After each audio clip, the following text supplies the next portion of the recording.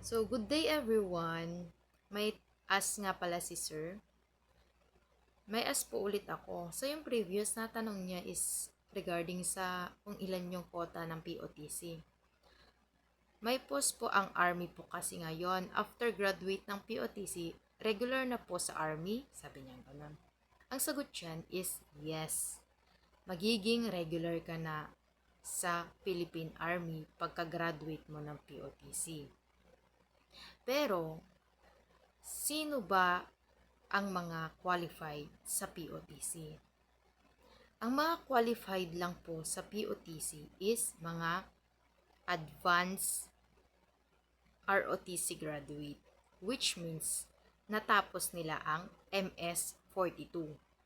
At saka, graduate sila ng college. May bachelor degree sila. At kailangan din nilang ipasa yung APSAT. Ano ba yung APSAT? Armed Forces of the Philippines Aptitude Test.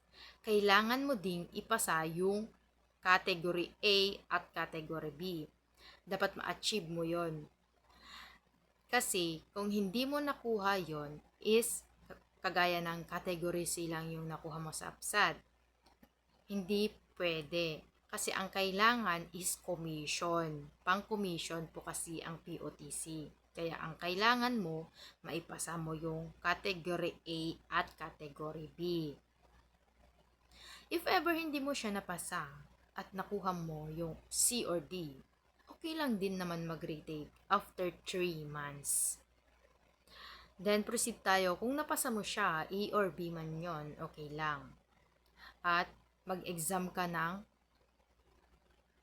AQE, means Army Qualifying Examination. Kailangan mo siyang ipasa yon. At meron pang isang exam, which is SWE. Yung SWE means Special Written Examination. Merong 300 words. Essay yon. Essay. Pag napasa mo lahat ng yon, mag-proceed ka na sa CDC nyo at mag-ask ka kung ano pa yung mga kailangan mong i-accomplish na mga requirements.